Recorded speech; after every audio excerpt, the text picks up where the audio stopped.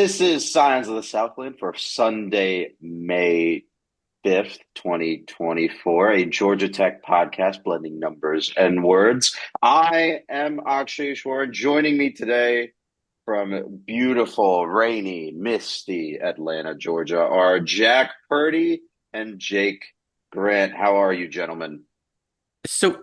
So you forgot to mention one thing that this also blends, and that's bits that you've identified and enjoyed in other podcasts and have adapted them to a new audience and context. So Gentlemen, have you seen the meme where it's like there are two stick figures and one of them hands a planet-looking thing to the other one and says, I made this. And then after a couple of frames, the other one, the second stick figure says, oh, actually, I made this. This is the way that I interact with media properties. Every, Imitation is the most sincere form of flattery, as I've always been told. everyone's been stealing everybody's art this entire time. There's nothing new Nothing under is the sun. original. Everything is a Nothing's. copy. Eat at Arby's. It's like that. I had a window screen fly off one of my windows today because it got so windy during the 5 minutes of torrential rain we got earlier this afternoon. I don't have a ladder. If anyone has a ladder tall enough to put it up, I'm gonna need one. But that's for a non-podcast related issue. Indeed. Speaking of windows, it was graduation day. Window for graduation, a window of opportunity this weekend for 78 Georgia Tech athletics graduates. The full list is on ramblinrec.com if you are so inclined. But a good weekend every year to celebrate Georgia Tech's latest class of seniors and them getting out of the institute. So congrats to those 78 gentlemen. Let's start with talking about where those athletics graduates, bided most of their time. And let's talk about the Edge Athletics Center. More and more of it is gone. Like we were joking around last week, the ship of Theseus is slowly losing more and more planks until we can build a new ship of Theseus and then have a philosophical debate, a fascinating philosophical debate about which one is real. Jack, you just drove by it, actually. I did. What does the situation look like at that It's intersection of Techwood and Bobby Dodaway? You can no longer drive. I think it was more permanent as of this week. You can't drive up Techwood going towards North Ave. You got to come from North Ave to drive on Techwood. So it's been one-way traffic for a while. I saw someone get pulled over for trying to sneak their way through the wrong way. Fun for them. But the demolition has gone further and further in. It's just I think they chopped at about 30 feet from the sidewalk at this point. They haven't touched the ticket office yet, but I assume that's to come very soon. There's a big mural of the wreck that you can actually see from the inside now that it's like on the second floor or something like that. So it's really fascinating to look at every other day or so to see how much they've taken out because they just use a machine that basically has a really strong claw basically, and they just rip from there. There's no wrecking ball or anything like that. It's got to be controlled with so many people around and so much infrastructure you don't want coming down at the same time. So it's slow, but it's fast enough to where you can see every day something new is gone. The benefit is also this is the beginning of the summer, as we noted, it's graduation. So fewer Right, yeah, people will be using yeah. that corner and those dorms that are right next to it. So We got an empty campus. a lot less complaining from first years too about Yeah. construction, Yeah, there's gonna be no which one is there for a couple weeks at this point. This is the couple week break they have before summer classes get rolling. And camps, and a lot of the camps will post up kids on those East Campus dorms as well. So it Mhm. is a good time to accelerate a lot of the change there. And the cycle track is almost done right there in front of it as well. So there's been that whole corner has been a mess for the last week and a half, but it's been very fast moving. Yeah. So eventually, all of that part of East Campus, at least the streets have gotten repaved in some spots. It kind of looks nice. The cycle track, also, I drove by that a couple of days ago. It looks nice, but it'll be a while, right? I think construction on Edge, Fanning, and whenever we decide to call it one over the other, will take approximately 2 years. It'll be available by 26, I think. Is what I read in the last report. Um, so it's going to be a rough two or three freshman classes that have to deal with that construction nonsense. And undoubtedly they will complain just as much as the current one did. So congrats to those future engineers of America. Shall we talk about more future engineers of America? Well, technically, future businessmen of America, and talk about the baseball team, shall we? So, a couple of them might be engineers. I thought that was like Ben King's gonna be a surgeon. That is fair. So mostly business people, the one surgeon, and then a handful of engineers. Let's go with that. Georgia Tech baseball was up at number 4 Clemson this past weekend. They went 1-2, a game 1 loss that was 11-4. A shocking, battling game 2 in which Tech pulled off a 14-12 win, including a comeback powered by a Mike Bichetti 2-run go-ahead homer in the 9th after Tech started off behind 7-2. Mason Patel had a nice save to end it, got the final 6 outs, so that's always neat. In this match, Drew Burress now eclipsed the Georgia Tech rookie home run record with 2 homers. It's the 16th 20-homer season in Tech history. The most recent before Burress was Tim Borden II in 2022, which I thought that was just last year. Instead, it's 2 years ago. So it feels like feels so close, but so far away. And then game 3 earlier today, a 9-3 loss.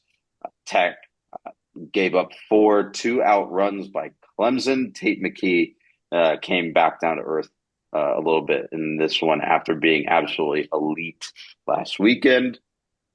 Gentlemen, I'll put it to you, Jack. Anything else to note from this series? Anything else in the ecosystem that we should keep an eye on? Yeah, I know how we've had the RP. I mean, Jake and I had our RPI discussion a couple weeks ago. This plays into, I think, a lot of what we talked about. It just like playing Clemson helps that. Getting a win will do even more. Obviously, not winning a series, sadly, for the first time in an ACC series for the first time in a month, which sucks. But then it's Clemson. This is the number 4 team in the country. Like, it was getting one was going to be an accomplishment, and it took one of those wild. We figure out a way to outscore the other team kind of games by just out hitting and and not having to rely too much on the pitching. And that we can win one game a series, I think, that way. And this is against Clemson, and Clemson's only so much worse than Texas A&M and Arkansas. So that tells me, in a pinch, we can out hit anybody in the country, which is really fun to see. I think is what I'm seeing here. Jake, how did this feel to you, knowing we're not beating the top in the country, but holding up a candle at least once a series?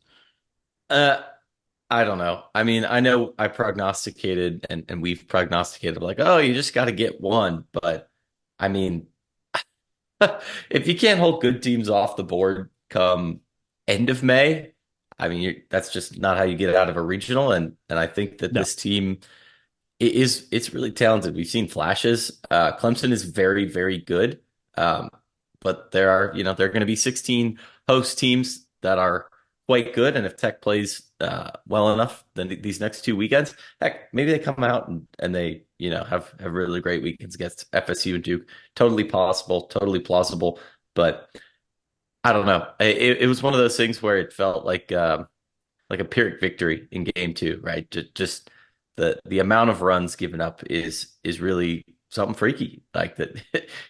They are going to have to win games down the stretch in these next 2 weekends. And if they want to go, deep-ish into the ACC tournament, and then let alone a regional type situation, if they make it there, they're going to have to win games like, 15-12 or 14-12, like we saw here. Like, and hey, I mean, we've seen this team do battle in the past this year and others, but I don't know. It was one of those weekends where like it played out probably as expected, but I'm like, it feels to confirm the things we knew about this team and positive and improvements, if that's a fair case. It's like a very annoying way for it to go as expected. Yeah. Right. Like, yeah. Because it meets all of our priors, especially like you said, giving up that many runs in a game that you ended up winning. But like you were down in that game to begin with because your traditional problems this season came back to roost.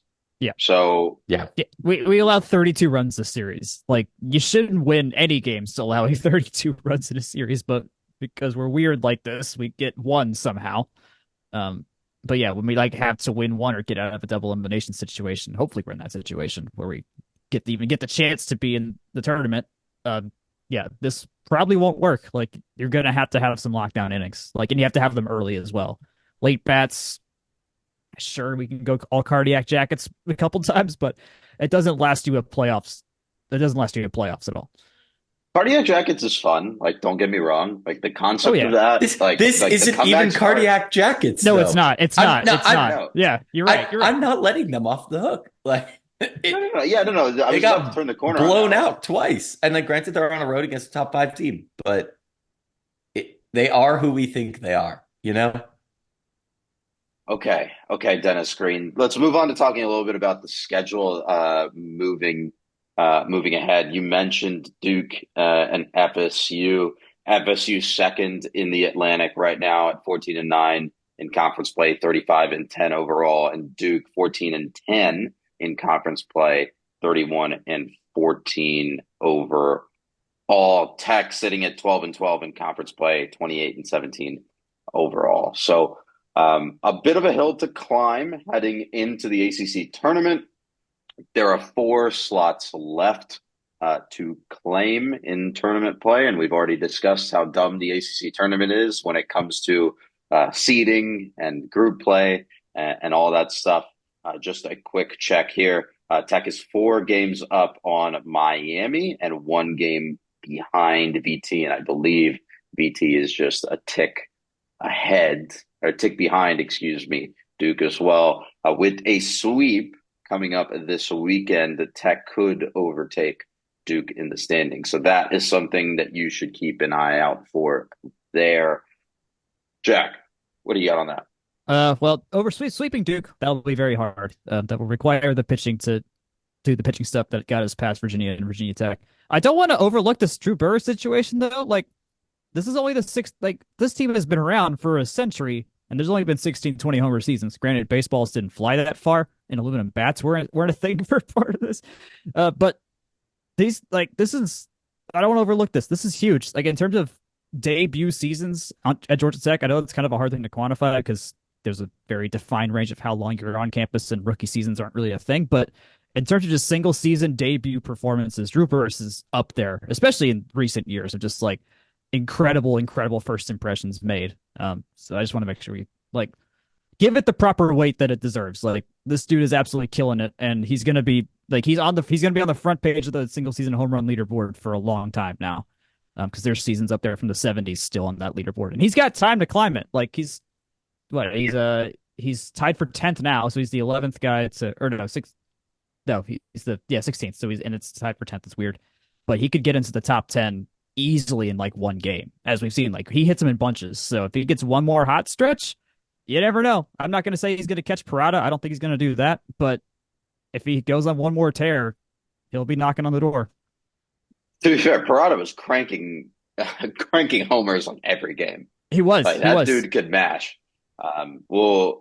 Jury's a little out, I think, on Burris, not in terms of his power hitting ability, but just in terms of the consistency. Like you said, he's hitting him in bunches, but it's just inconsistency, right? He's got to be seeing the ball really good in a weekend to really light up the scoreboard. So look at his he's got an opportunity.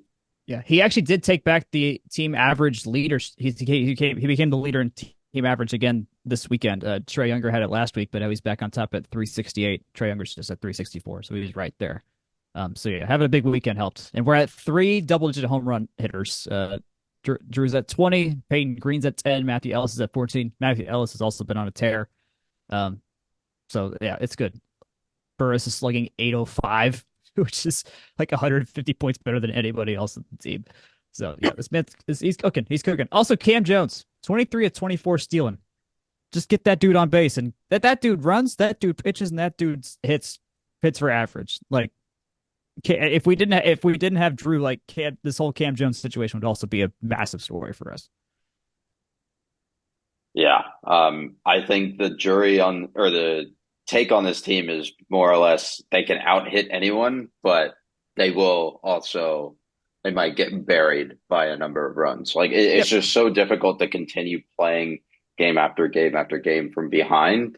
Um, and like you said, they're just going to have the pitching to survive a weekend. Just to take a quick look at the NCAA tournament and what Tech's outlook for that looks like.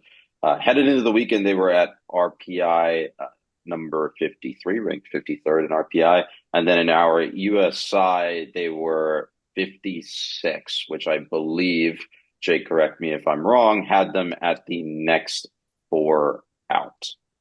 Yeah. So, That they've been kind of right around that cut line the last couple of weeks. So I'm eager to see what what this these changes will inspire, if you will. But we're a Do you little have bit any away from that. do you So have any guesses at what that might? Do you have any sense of one Clemson win? What does that one top five win? What that does in your machinations? um see, that's tough because I weight a lot more things than the RPI does. Mhm. I would say that, of course, there is an RPI type factor in there, so that will help. I think just, when you play Clemson, you play everyone Clemson has played and how they've played them, but to a lesser extent. I would, I don't know, it's probably safe to say right back around the cut line. Eight's a little far back. I think that's also a reflection of Tech not playing a midweek. So a lot of Mm. teams that they were nearby, say those bubble teams that got to, maybe take care of business against a mid-major. That's probably a big shift there. Because if you look at the actual numbers, so the USI is rated similar to a batting average or a RPI for that matter, a Mhm. 0 to 1 type metric. And if you look at the teams that are just right around where Georgia Tech is, I've got Western Kentucky, I believe, is the last at-large team in. They're at a 60.1%. It is essentially what the number translates to. And Georgia Tech is at a 58.8%. Texas A&M, for context, at number one overall is a 76.2. So that's a pretty Mm. narrow gap there. There's a lot Yeah. of fine pointing left to do in these numbers. So, like I said, I think that there's just so many things that play into it. I couldn't say like, oh, they'll be 8 spots up and they'll be in or Right. something Right. like that, Right. or not. But it's I love this BCS it's this BCS system you've created here, where it's just like, we'll find out when it spits it out. yeah. We got to let the numbers be crunched, if you will. So don't get me started on the BCS and college football playoff machinations. I have a whole book on that written well, in my and brain. while I was sitting here, I realized that, so I've made some adjustments on our end, and I started plotting the last team in like USI each week. And whatever I did, the math wasn't working on that. So I have pulled that back out. But this is the pitfalls of teaching yourself how to code. You notice things and got to tinker with it. But the math itself is good. It's now plotting that is the real challenge. So one thing a week to fix. That's my goal. True that. True that. Well, Tech can go a long way to fixing their tournament outlook starting on Tuesday versus Auburn. That'll be a home game and a whiteout if you're interested.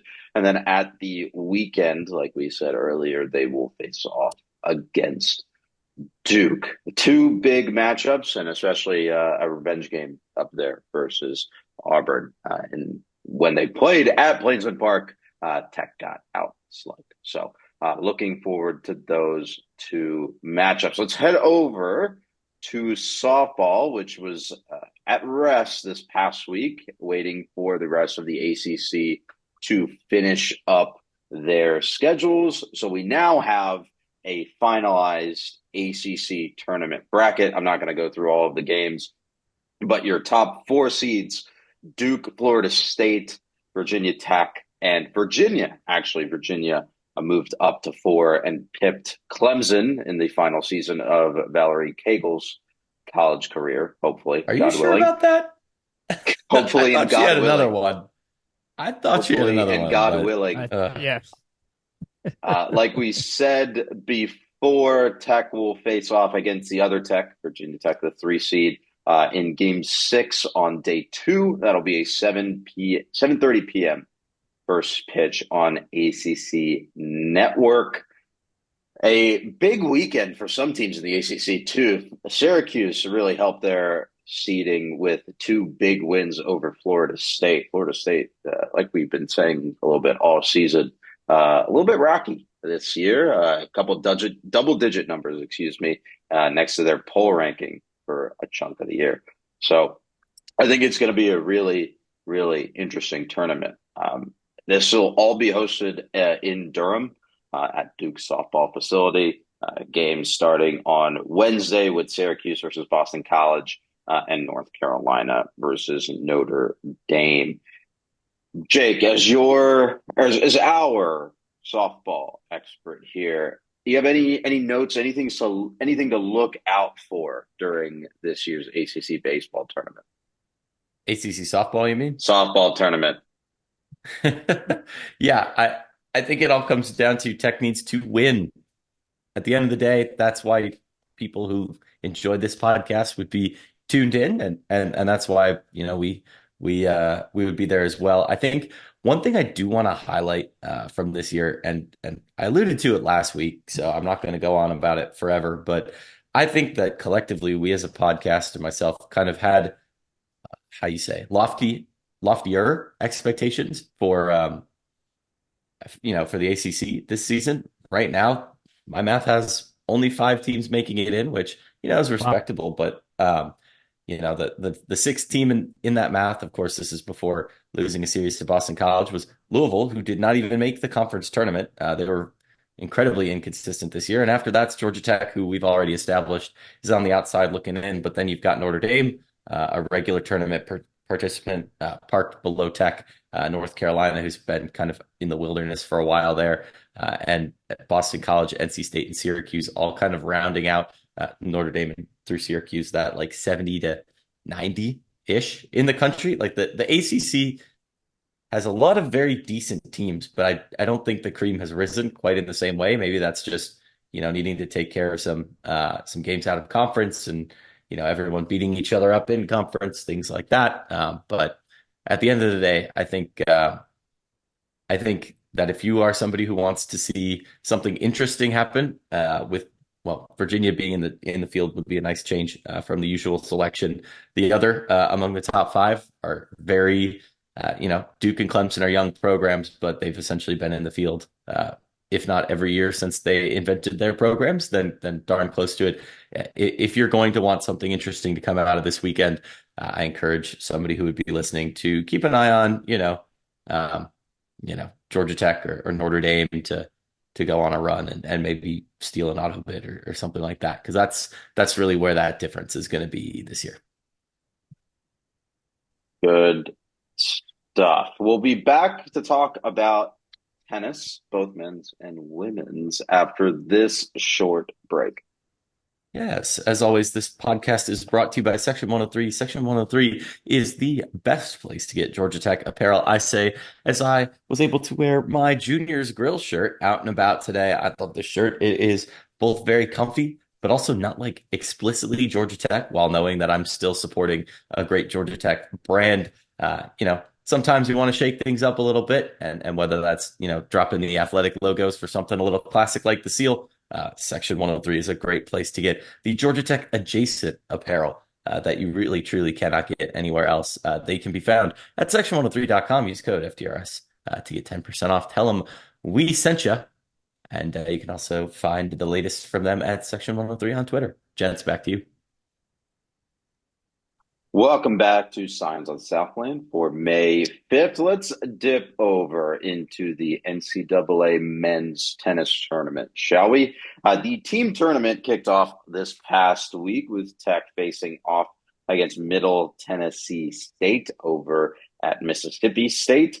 Middle Tennessee State, you may know as the Conference USA champs in men's tennis, and they sure look like champs of their conference when they dispatched Tech in short order this past week. I think at one point it was 3-0 for Middle Tennessee State, and there was not really a lot of salvageable action there, gents. Any other notes on that sort of inauspicious round of 64 exit for the men's tennis team? That just really sucks. I mean, a conference champion's not nothing, even especially in a lower 40, in the lower part of the South, where you just got a lot of really good teams kind of bunched together geographically. So like I don't count out even teams like this from Tennessee, but still like that's rough. I mean, they're the 17th ranked team in the country, or not 17th. Like they were effectively the first team not ranked, kind of sort of like in that 17 to like 24 slot. So like they should have won kind of situation, and they got spanked before they really have a chance to win it. Which is kind of, I mean, that kind of sucks. I was really counting on, I was hoping that we'd get through our the 2023-2024 NCAA postseason round of matches we were going to get, and get at least one win in every iteration we could. Our bowl win, volleyball getting a win, women's tennis already got one, which we'll get to. I was hoping they would get. I thought this was just going to be one of the ones we could get. So yeah, it sucks, but it happened. But, Yeah, and they're not done. And they're not done. So like, there's still more to see. I do want to say that Middle Tennessee State has put together a heck of a program. They're not just the Conference USA champions. They are the 5-time defending Conference USA champions. Okay. So they've, like they may be in Conference USA, but they know how to win, and they know how to win in the tournament setting too. So I think that would certainly be props to them. Tech got a really tough draw. Yeah, mid-major, but certainly one of the more tried and tested mid-majors out there. They're very good. They were all over Tech in this one. It was a 4-1 victory for Middle Tennessee State, with Keshav Chopra picking up the only victory, or the only point for Tech on the scoreboard. A straight set singles victory for him. 6-3, 7-6, 7-3 in the tiebreaker. Next up for the men's program, they will be over in the doubles and singles competition that starts up in a couple of weeks. Marcus McDaniel and the aforementioned Keshav Chopra will be in the doubles field. They are the number 22 pairing by the ITA rankings. And then in the singles tournament, Andres Martin has made the cut. He will be the 12 seed whenever that gets started. Unfortunately, I can't tell you about any of the matchups for either of these two pairings, because there are no brackets for either this or the women's tournament. Great job, NCAA. I'm so happy that we have this organizational institution backing our sports championships. Shall we move on from that malaise and talk about the women's tennis program, gentlemen? Yes. I'm going to take that as an affirmative yes from both of you, even though I only heard one of you. They started the NCAA team tournament with a win versus Illinois. Illinois had a 17-9 record coming into this one. Tech took the doubles point with 2 wins, one by Caroline K. Charbura, 6-2, and then a 6-3 victory by Alejandra Cruz and Given Roach on court 2. In the singles part of the competition, Kylie Bilchev, Alejandra Cruz, and Scarlett Nicholson picked up victories on courts 2, 3, and 4 to clinch victory for Tech. The winner of this one faced off against the winner of Texas and Harvard, who ended up being Texas. And that game is technically still in progress as we sit here. It is currently 3-3, and Tech's final athlete is in action right now. Given Roach is on court 6, but is behind 4-1 in set 3. Gentlemen, speaking purely about, I guess, how much we've watched of this second round game so far and what we know from the Illinois game, what can we say about this team right now, right before they potentially head into the Sweet 16? Jack, let's start with you first. The Carolee Sherabura doubles pairing winning convincingly again, and doubles is, I think, our the best sign we have in terms of the best thing this team has. Um, they've been dominant. They look dominant a couple times. The few times I got to see them on campus, like they granted it was against usually teams that they were overmatching, just because those are the ones I got to. But they're legit. And so it doesn't surprise me that they were able to roll pretty easily here. Bilchev also won a very crucial point in this Texas match, right? That happened about 30 minutes ago in terms of real time. And so she's won both of her matches, which I think is good. It's gonna Carol losing. It's well, she was ahead in her second, third. Well, yeah, Carol didn't finish her match in singles, but she was ahead in the third set. So I do want to note that because she is ranked in singles, and so that's a potential. It's just a thing to look out for because she will be playing in the singles bracket down the line when that does happen. So, uh, yeah, I think at this point, if we happen to get past Texas, which I don't think we will, uh, fantastic. But we're a top heavy team right now, I would say, especially when we play really good, well rounded teams. So Yeah. I'll be really excited to see what Kate and Carol can do when it's just them and they don't have to worry about them. Um, but as a whole, I mean, getting through the first round, that's great. Texas is hard, so I mean, I'm not faulting them or saying that it's a disappointment that they're at where they are right now situationally. But they got 3 against Texas. That's good. They're forcing the 7th match to be something. And I do want to say that I echo the top heavy comment very thoroughly. It's certainly a team that's driven by its stars, and they'll get that crack at the singles and doubles. So I don't know. That's kind of where I'm at the peace portion of this match. A I'm little bit also of Zen Or for you. acceptance, is that what it is? Yeah, Acceptance? yeah. What are the stages here? You start with grief, and then it's denial, and now it's acceptance. Congrats. I There just are 5, but I've only Full-throated picked like 2. rage. amazing. Yeah. I find this funny because I'm watching this match on my second screen here, and I can see the highway Rights that violation. I didn't say what channel we're watching it on. And I could see the highway that I used to drive on when I lived in Texas for a summer. It's just weird to like kind of have the mental image of, oh yeah, I know where this is when I turn my head right, and it's like, oh yeah, the Tech's now playing there at the spot that I used to drive past every day in a different state. May as well be a different country. One thing before we move on here, uh, Jake, I think when we started this season, we kind of talked about this team as being not really that top line, like the top 15, top 20 level that it had been for like the last 4 or 5 years. Given Yeah. this, I guess, impending finish, would you say that they sort of met that expectation, right? Like this finish kind of makes sense given Yeah. that entry point. Yeah, I'd say so. I mean, if you think about it, there's only going to be 16 teams left after today to get through into the round of 32. I mean, that's basically how they've played all year, right? They've taken pretty good care of business against most teams that you'd expect, but not a ton of top line wins. I mean, it's really been just about as prognosticated. Anything more would be gravy. And I think And that's technically, and I they're think still alive.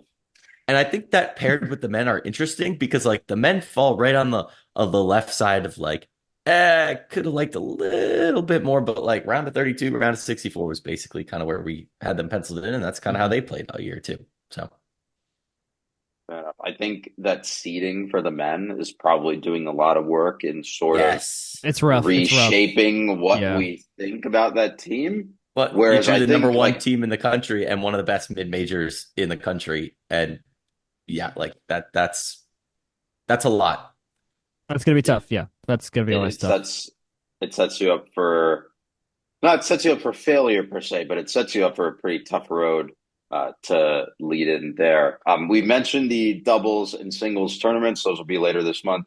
Kate Sharber and Carol Lee, the number 16 ITA pairing, they'll be in the doubles tournament, and then Carol Lee will be in the singles tournament. Again, no brackets because the NCAA is not great at their jobs, but it is what it is. Gentlemen, any other news and notes for our rundown as we Yeah, close out this week? I I was just going to talk this out a little bit because I don't think we circled around on this too much. Um, Spots that are left in baseball's ACC tournament. I think Tech's a little bit more steady for those last four than I think we originally kind of settled on. I just pulled up the standings and was doing some quick math. Notre Dame and Boston College have another series in hand, and Tech is 3 and 4 games ahead of both of those teams, with 6 to play for us and 3 to play for them. So Boston College functionally cannot pass Georgia Tech, and neither can Pitt. Pitt could tie. They're at 6 and 18. That would require Pitt to go perfect and Tech to lose all 6. So I think we can pencil them in for the postseason. I just wanted to put a little bit finer of a point on that. Yeah, of course, you really need to win one game each weekend and ideally a series to put yourself in a good spot for a regional type conversation. But in terms of making it to North Carolina for at least the first part of the postseason, that would be the one thing that I kind of, not that I let it go, but wanted to at least highlight a little bit more. And then I guess today when y'all are listening, May 6th, the lacrosse team, they got their MCLA match against Cal today. They're playing number 11 Cal, and this was a rematch, correct? This is what we said last week. Yes, it's a rare rematch. I guess a rare rematch against a West Coast team. Forget of all things you can do in a club sport. That match is at 12:30. Do we know if there's any way this is getting televised? Do they stream these matches They stream at this point? Yeah, they stream. Okay, cool. Yeah. So there should be a YouTube link floating around at like noon tomorrow or today. I don't know. The time when you're recording and posting the next day is so weird. So something like that. Okay, there'll be something there. I guess my other thing I want to mention is just on a grand scale. People probably are tracking this, but the main like NIL like back pay labor issue in the California courts, the House case, House versus NCAA, they are at a stage where they might do some settlement instead of letting that go to actual court, which would have massive effects for college sports down the line. It's one of the biggest dominoes in this whole grand web of mess that we're in right now. So that was a pretty notable moment in terms of whatever could happen to the labor stuff. And I say that we lost to Texas. Right. On the, do you want, gentlemen, do you want to know? Because in that vein, I actually pulled up the Directors Cup rankings because I was curious about something. Oh, yeah. Where do you think Tech is in the Directors Cup standings? And here's how we'll do this. Jack, you set a number, and Jake will go over or under. Okay. So, Jack, first. Oh, dear God. I have no idea how points are allocated or weighted, so I'm really flying. That's why I'm making you go first. Thank you. Okay. I'm going to go with like 45. Jake, over or under? In the Directors Cup? Yes. We are not better than that. So if you want to say over is that the number is higher than that, then I would go over and probably closer to like 90. Okay. The actual answer is rank 106. Okay. Yeah. Okay. I was going to say 100, but I tried to be a little bit optimistic. Yeah, I had no idea. I didn't know if our ball win, if they had like a football extra weight or volleyball making this. Okay, well, I had no idea. Let me you do get weight by which round you get through to. Gotcha. Okay. Gotcha. Let me give you some other context. 105 is Navy. 106 is Miami of Ohio, just to give you an idea of some neighbors here. And Tech has 109 Directors Cup points. Fellow ACC rival Stanford ranks first with 802 Directors Cup points. So Texas is SEC favorite. Texas is 2, and North Carolina is 3. So the ACC, of course, is on the top of the whole thing. So this is as current as of the 11th of April. So it's a month out of date, but I don't think anything's changed. They'll need to do some updates because beach volleyball finished today. USC won their 4th consecutive title in that, which in a conference that will not exist next year. So I don't know. That'll be funky. USC and UCLA will be conference rivals with landlocked states, landlocked schools. That's the thing about the Pac-12 is it doesn't sponsor quite as many sports as you'd think. It just has a lot of teams that win championships. There's, oh my gosh, it's like a sports-specific conference, and it's got a really funky, it's like really funky MTSF. Yeah, I looked at I think I saw this, like someone tweeted it Mountain out Pacific earlier. Sports Federation, Oh my And god. if you look at the map, MPSF. Yeah. it's like five states on the West Coast and then Michigan and Pennsylvania. It's ridiculous. It's awful. Like it is the one of the most poorly constructed athletic conferences in existence. And I say that looking at the map of the Big Ten. Like it's ridiculous. Well, oh my gosh, let me see if I can find I think a Massachusetts men's water polo program from Wheaton College, Massachusetts, not Wheaton College, Illinois, just joined. And it's like Cal Berkeley, Stanford, UCLA, USC, Augustana, Austin, Penn State, Behrend, Washington and Jefferson, and Wheaton, Massachusetts in this Wild. men's water polo division one, three, two. I don't College know what that athletics is counts as. What of But the college what of athletics is doing so well. It's so healthy. Top Division One is such like a healthy ecosystem, and it'll live forever. It'll I never kind die. of It'll you live know forever. I bring up beach volleyball too because like I've been like running the gears in my head. I'm like I kind of want us to add that because it just weirds me out that Georgia State's a top 15 beach volleyball program in the country right now. They Well, play in that's this. They play in the Sun. I think the Sun Belt has teams or something like that. Uh, Jack. That's where the Van Gunts went after okay. they finished all their indoor eligibility. They went over there for grad school. That's Actually, cool. I think That's that cool. was right when they started their program. Okay, that would make sense. I just feel like it'd be cool if for whatever reason the two Atlanta schools had really good beach volleyball teams and they could go at it like that. I don't know. It seems like I would be shocked if we decided to do that. We would get good at it pretty quickly, is my guess. Yeah.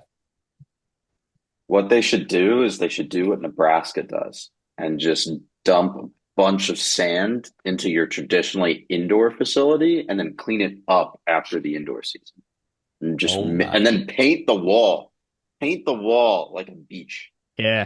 That's what USC does, right? They got the well, they No, have no, real it's sand. Is it Nebraska. is it Nebraska? Yeah, It is Nebraska? Okay, it it's is Nebraska. Nebraska. Why Wow. would Okay. USC? Hold on. Let's think I about know. this logic. I Why realized the would fault of my ways. I realized the fault of my ways very quickly there. I was like, that doesn't make any sense. They have beach. Guys, I need to ask you a question. Yes. Over under. This is Jake's trivia for today. How many schools have at least one program in the Mountain Pacific Sports Federation? The Mountain I'll Specific set Sports I'll Federation. set the number. I'm gonna say 20. Okay. I'm gonna go over on that. I'm thinking it's gonna be like 29 to like 33 or something like that.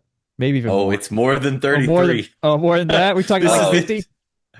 it is 38 this year and it'll be 37 next year. There's Okay. also five future members. The five future members are a wild collection of schools, but the current members include the ones that we've listed, and everyone in between: Texas Women's University, the Indiana University, Oklahoma, Hawaii, Concordia University, Irvine, Hmm. a bunch of the California schools and Cal State schools, Uh-huh. BYU, Great. Austin College in Sherman, Texas, Love it. the University of Alaska Anchorage, and the Air Force Academy is just a selection of some of those This schools. is beautiful. This is a beautiful conference. There's no issues here. This is No, perfect. none at all. college None at athletics all. totally They solved it. nailed it. And Totally not if they were to broken. create if I was to present the aliens, this is the best of college sports we have. I'm gonna give them this conference. Fair. That's psychotic. On that note, I think that's about it for us today, gentlemen. Thank you for joining me on this rainy, cloudy, potentially powerless uh, May evening. Jake, where can the people find us on the internet? Yes, as always, you can find us at fromtherumbleseat.com. You can email us at fromtherumbleseat@gmail.com. You can find us on Twitter at FTRS blog. I'm there at JakeGrant98. Jack's at Jack Nicholas. You can find Section 103 there as well at Section 103 and section103.com. Remember code FTRS. You can find us on Facebook, Instagram, and YouTube at From the Rumble Seat. You can find this podcast wherever fine podcasts are sold. Remember to rate and review as well. Good night, good luck, and go Jackets.